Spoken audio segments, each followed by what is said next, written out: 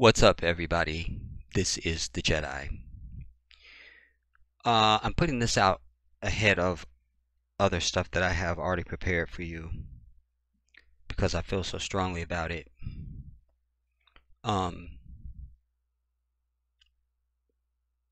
This piece is Jane Elliott, which I've brought you guys a whole documentary on her and her brown eye, blue eye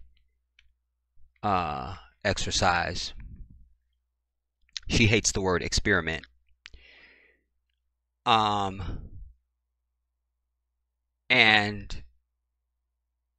Roland Martin. Now I've dragged Roland Martin through every dust field known to humanity. Y'all know this.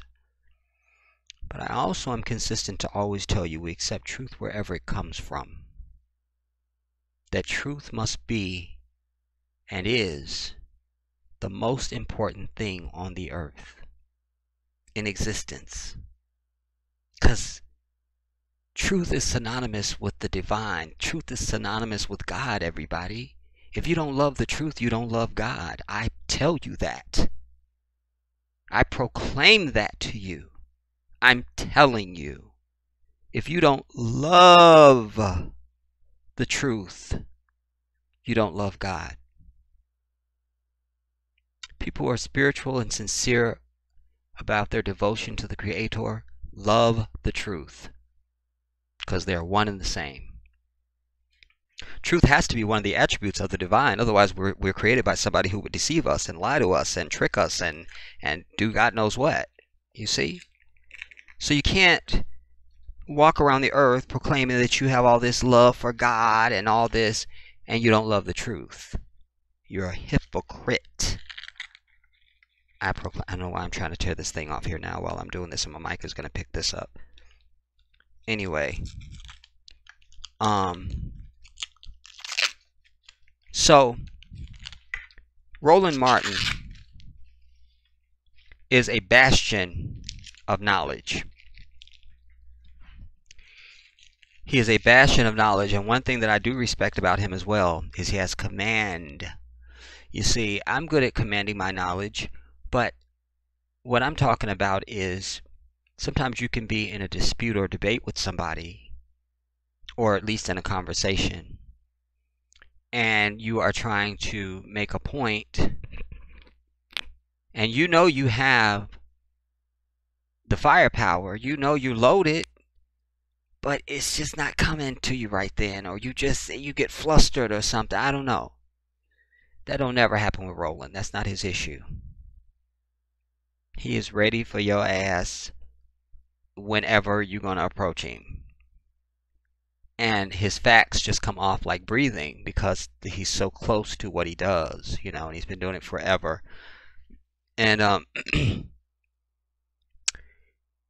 I don't know how old I thought Roland was, but it comes out in this that he's, well, at least in this video, which is from 2017, he's 47 or 48, I forget what he said. Anyways.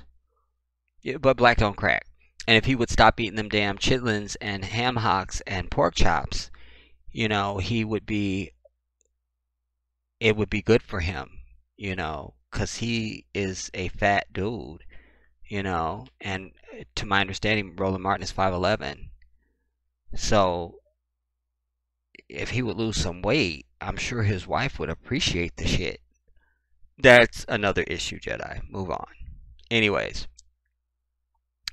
what comes out in this is of such great value. Even white people should listen to this. These white people claim they're good white people and they don't harbor any animus towards African people and they're not racist and this and the third and I'm over it. Okay, fine. Then you should be watching this. Indeed, you should be pursuing any and all knowledge, and you should be pursuing all settings where you're being talked about by African people. And you should have the guts to hear the truth. Because anybody speaking about you in kind terms is not telling the truth about you. It's important to tell the whole truth.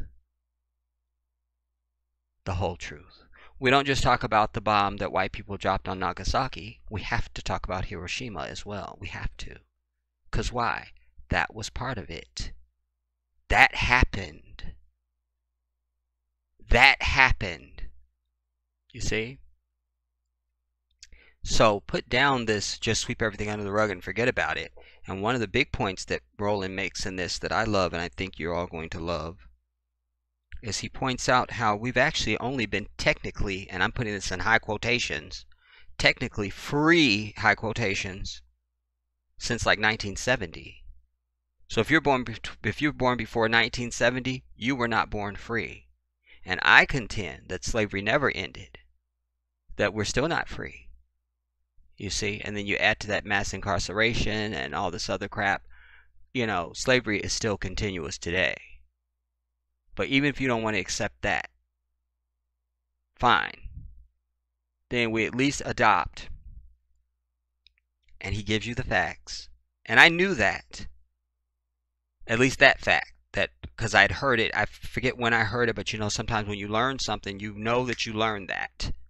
Like I remember the day that I learned the word expunge. It's so random. I was probably 10 years old. Okay, quick story, because I've started, and I hate to leave people with cliffhangers. So this is not what I meant this to be, a quick opener and tell you to go watch the video and I'm over it. But now I have to share this with you. Because it's relevant to what I just said, you know, about, you know, when you learn something, you just know that you learned it. And as it relates to this, I knew that and I was astonished by it. Like, and it made sense. Like, yeah, we've really only been free technically since 1970. Like, we weren't free, whatever that means to any individual. Freedom. We're not free and have not been free. And if we were, then technically we weren't free until 1970. You see? So it's not been like all these years we've had to catch up. We're basically just fucking getting started. So white people need to shut the fuck up and understand the truth of what they caused. You understand? But I wanted to tell you the story since I started it. I remember the day that I learned expunged. Because my stepmother was a teacher. And you know, we're from the south side of Chicago. So, and you guys remember my mom died when I was 6 months old. And I spent the first year of my life in the hospital. I was in quarantine. My mom died of tuberculosis.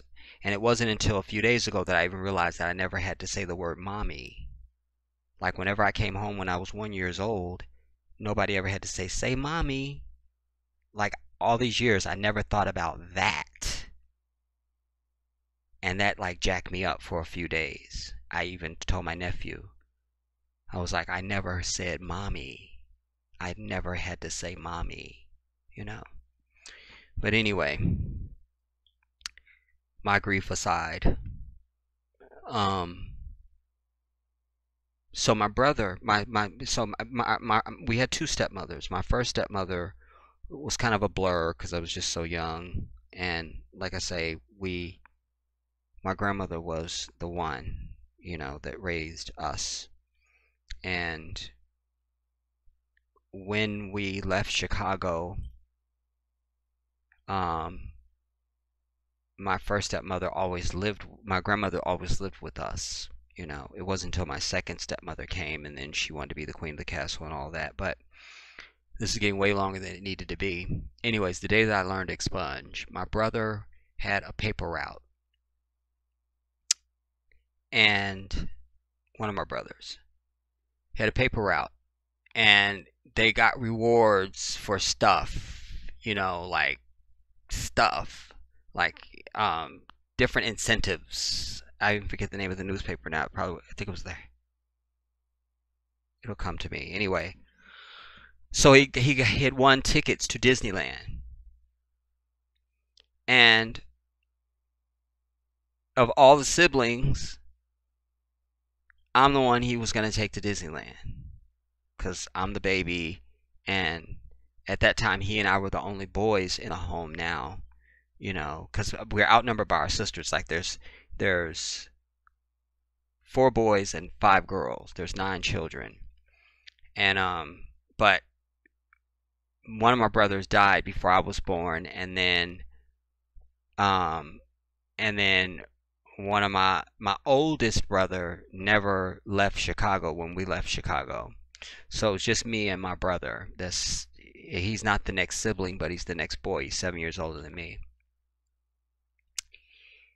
And I'm 21. Damn it. But so he was going to take me. And my stepmother always had these arbitrary bullshit ass, always terrorizing.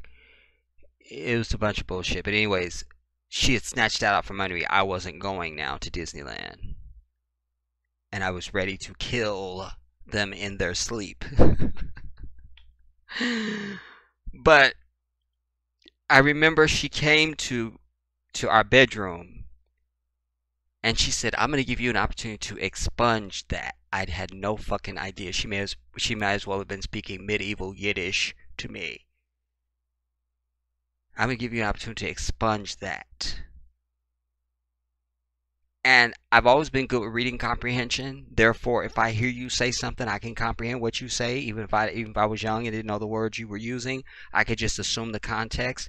But that jacked me up. I did not know expunged. Did not know what that meant. Did not immediately dive into the damn dictionary to find out what that meant. I realized that was a good thing for me. Oh, I can expunge this.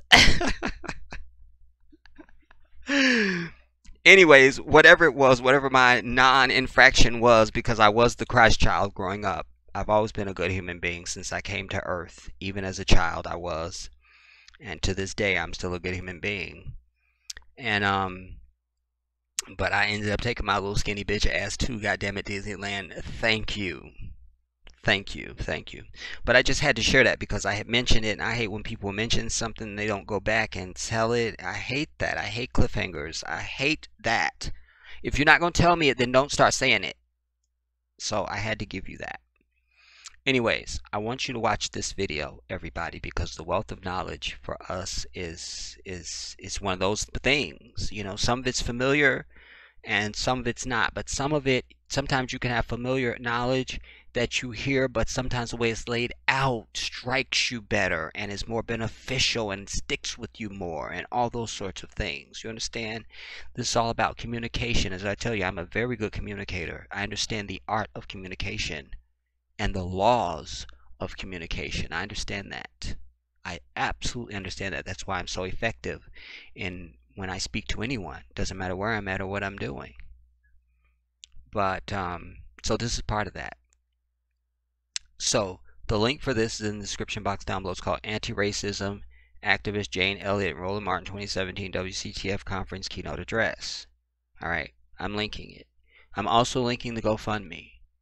I'm serious about this move to Africa, everybody. I am eternally in debt and grateful for those of you who have donated and continue to donate. And I'm asking all of my people to donate to this GoFundMe. $10,000 is not no money. It's not no money, everybody. It's not. But it is at the same time. You know, just like you'd have a $5 bill in your wallet and oh, I'm down to my last $5. This is nothing. But that homeless person, if you walk up to them and give them that $5, it's like the skies would part and the sun would shine. They would thank you so much. $5. So that's where I'm at.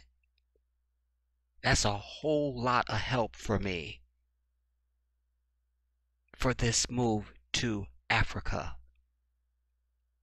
And I want my people to stop being apathetic and stop judging.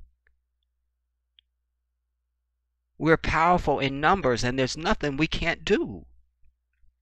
We should have been knocked this out. As many people as watch my videos and as many subscribers as I have, this should have been like maybe a 1-week campaign and we were done. So I'm asking you to go to that GoFundMe. The link is in the description. Give whatever's in your power, everybody. If you got $1, then damn it, you got $1. And I'm just as grateful for that as if it was $100 or $200. or $1,000. I need you, and I am looking to you. Because I have always, from day one, I've only believed in my people, ever, period, before you ever knew me when I started doing YouTube videos in 2014. That's it.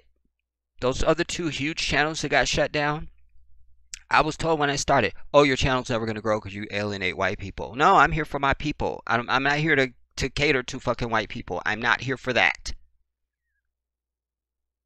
My whole mission is my people. And if you can't get it done with your own people, damn it, it doesn't need to get done. Period. Because we see our NBA players and athletes and shit, they move out of the neighborhood. No, bring your ass back and help your people.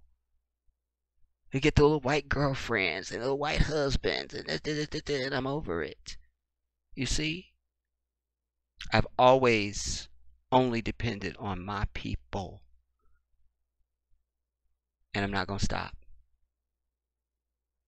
When you go to that GoFundMe to donate, after you donate, I want you to start clicking around the GoFundMe site.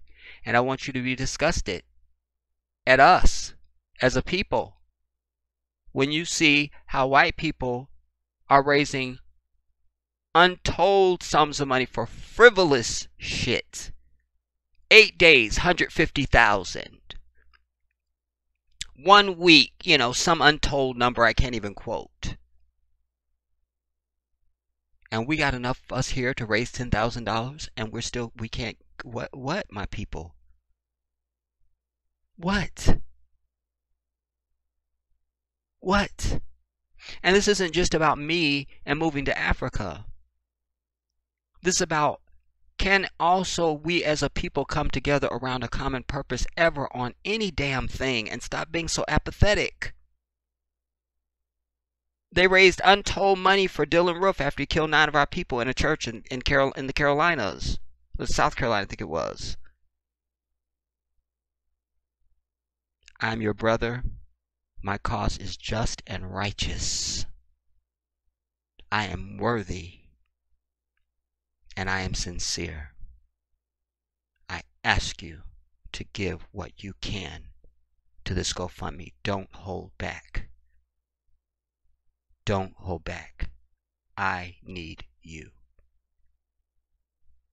I need you. And I know that. Because I've done my due diligence to understand the continent, the country I'm trying to move to. I've crunched the numbers to look at what do you really need to have going on to make this happen. And that's how I've determined that number. Over and above what I have to save and earn and all the other junk and spend and all the other stuff. I need this from you. Strength in numbers. It's a lot easier to ask 1,000 people for $10 or $5 or $1 than it is to ask one person for $10,000. I don't know anybody on the planet that I can ask for $10,000. I don't. That's not my history.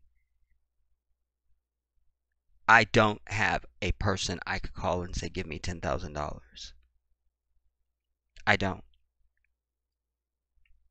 I don't. And either do most of you. Probably all of you. If you got somebody you can call for $10,000, God bless you and them. So, click the link and donate to the GoFundMe. But watch this video, everybody. And I'm eagerly excited to hear your take and your response on this piece. And lastly, I just want to say that I have some pieces lined up for you. I hear my thing going off, but I can't get to it. Hold on.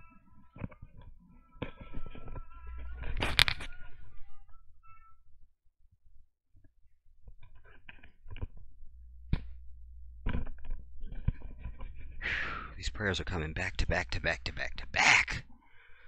Anyways, I have prepared for you after this. Well, it should have been before this, but like I say, the universe told me to put this out right now, make you aware of this so you can watch this video. But I also have coming for you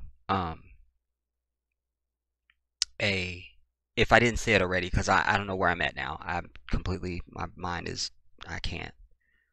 But I've done a video that outlines the prophecy of the end of times. You know, I've always said that my Christian folks, that I always hear them saying, we're in the last days, and they don't know the signs. And how would they? They're not in a position to know the signs. So I'm bringing a very profound piece on prophecy of the end time. And that's not a long video. It's less than an hour. It's complete. It's done. I could upload it now if I want to. And then the other piece, you're going to be watching that for probably a week and a half.